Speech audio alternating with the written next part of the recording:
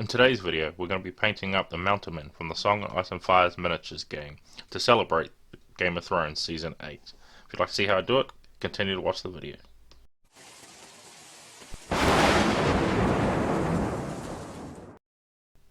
Okay, so the first thing you want to do with all our Game of Thrones miniatures that we've done so far is you want to give them a base coat with a primer, any type of primer you want, and then we can start moving on to our basic colours, which I'm going to start off here with Vallejo game colour Tinny Tin, and we're going to be painting up the armour of our mountain man here, and we're going to be applying this in two thin coats so it comes out with a nice smooth finish after we've placed on both those coats, giving it a sort of a streak-free look, which I find has been very useful over this time I've been painting recently.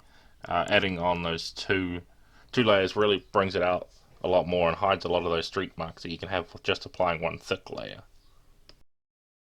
So now we'll be moving on with this leather brown here, and we're going to be painting over all the leather armor that this mountain man has on him, which is just here by our leg and just underneath our breastplate, just getting a nice even coverage here over again. And of course again I'm doing two thin layers, and of course you got to wait for the first layer to dry completely before applying the second layer, otherwise you can end up by sort of creating big pools of paint all over the miniature. So just remember that as a good tip. And then once we've done that, we'll move on to our next step. Okay, now that we have all that brown leather done, I just want to show you here that I've also painted up one of his bags that he's carrying on here as well. Then we want to move on to our gunmetal, and what we want to do is we want to paint up all our chainmail that our mountain man is carrying here, which he has on his arm, and just in front here he's got like a chainmail skirt on. So just again going in with a nice thin layer and really sort of starting to be careful now of where we're painting, trying to avoid getting over our previously painted areas. Okay, so now that we have all our chainmail done, we're going to be moving on with a dirt spatter here by Army Painter, and what we're going to be doing is we're going to be grabbing a small detail brush and we're going to be dipping it into our paint, and we're going to be just placing it on all the areas that we have leather straps. And so again, just using that small paintbrush just to get it on all those leather straps. There's such fine detail on here, so just being very careful not to try to get it over the areas we've already painted. And of course he has quite a lot of straps on him as well. You may also want to paint up one of the bags that he has on his back in one of these colors. But also just don't forget to do the little straps he has here by his legs. And then once we've done that, we can move on to our next step. So our next step here is something that's totally optional and something that I wanted to do. You may not want to do this, but I came in here with a rough iron, and what I've done is I've painted it all over our metal that we've done before with our Vallejo tinny tin. And I'm placing this rough iron on it because I wanted the mountain men to have a real dark, grimy armor sort of appearance, whereas I think the tinny tin was just a little bit too bright for my liking, and I wanted them to sort of look like an evil people on the table, you know, because they're tough and brutal, they're always in the front of battle. So I've changed it up with the rough iron instead, but it's totally optional. So now with that repaint done, we're going to be moving on to our next part, which we're going to be using Daemonic Yellow by Army Painter, and we're going to be painting our colours, because House Gains colours are yellow.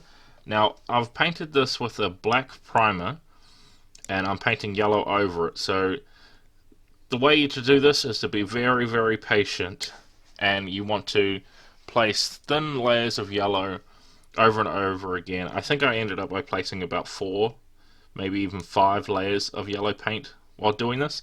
Now if I was trying to be a bit quicker about this, I may have painted a lighter color over top of it, but I've never really painted yellow before, and I didn't realize how hard it is to really do. But so yeah, you just want to wait till each layer dries, paint another layer over top, and you will get there at the end.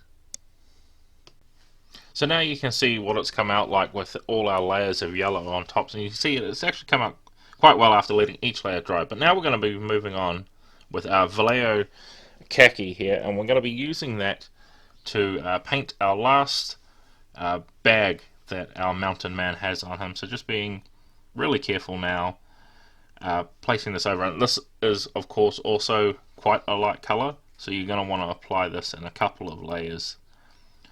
Not as many as our yellow, but just making sure it gets a good coverage of at least 2 layers to really get rid of all those streak marks. Then once we've done that, we can move on to our next step.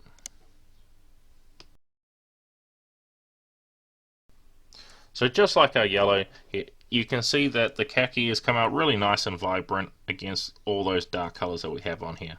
So now moving on to our skin tone, we're going to be using Barbarian Flesh by Army Painter, and we just want to grab a nice small brush and we want to start painting it all over the face, being very careful to paint over anything we've already painted before. And if you do, it's not too big a problem because we're still on the base coating stage. You can just go back with your other base paint and cover up the armor. Okay, now that we've got all the skin done, we're going to be moving on with our matte black, and we're just going to be using that to paint our base here of our mountain man, just in a nice simple color, because I'm going to be saving an episode with a video of just basing, where I'll be focusing on different types of bases and different types of regions, stuff like that, how you can spruce up miniatures with basing. But for now I'm just going over in a simple black. Okay, so now we'll be moving on with some more finer detail. So I'm going to be coming here with a fur brown, which is sort of an orangish brown, which I'll be using to be painting our facial here on our mounted men. Now, for you, you might want to use a blonde color, a red color, even a black. You could go over with it. There's lots of different colors you can use here. But for now, I'm just going to keep just on these ones here that I'm painting up, just the simple brown. But it's good to add in some variation of colors, and it's a nice easy thing to do. But don't forget again to just use a fine tip brush to really get all that detail. Okay, so now that's the end of our placing our base colors down. We're now going to be moving on to my favorite step, which is our shading step and our wash step, which is when all the miniature now really comes together and it stops it from looking sort of like a basic miniature you can just buy that's pre-painted, to really bringing out all those details. So again, using our nuln oil, we're going to be going over all our armor in this color. I really like the effect that nuln oil gives on metallic. It really darkens it down, but it doesn't lose a lot of that metallic quality. So it's my sort of go-to choice for whenever I'm doing any armor or anything like that. And again, the technique that I found the best to do is to put a decent amount on your brush, just for big areas anyway, is putting a decent amount on your brush, placing it down and then moving it around rather than painting on individual streaks. I like to save the individual streaks for fine detail work rather than the big places we're doing. Okay, so once all that's dried up, we're now going to be moving on with a strong tone here, and we're going to be doing this over our yellow cloth that we have on our mountain man, and we're just going to be placing this on here. Now for this bit I'm going to use quick strokes on here, similar to placing big pieces down, but I'm not adding so much onto my brush, and I am more painting it because I'm being a little bit more specific with it than with our armor.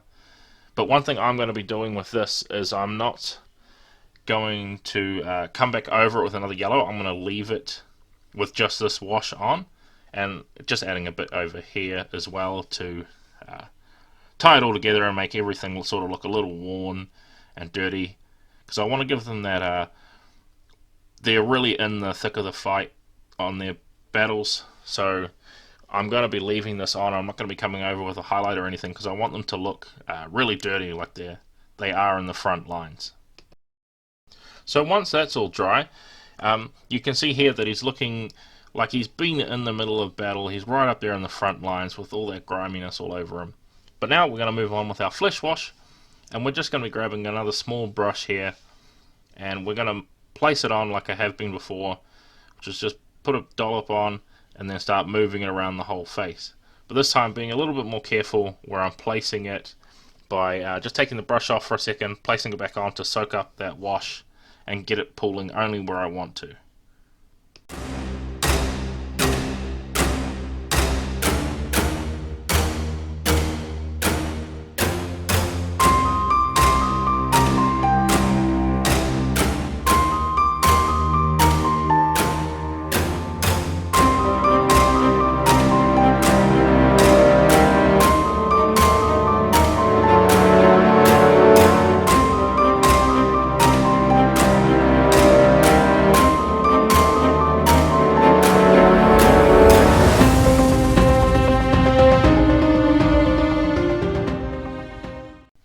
And then once that is dry, our mountain man is complete.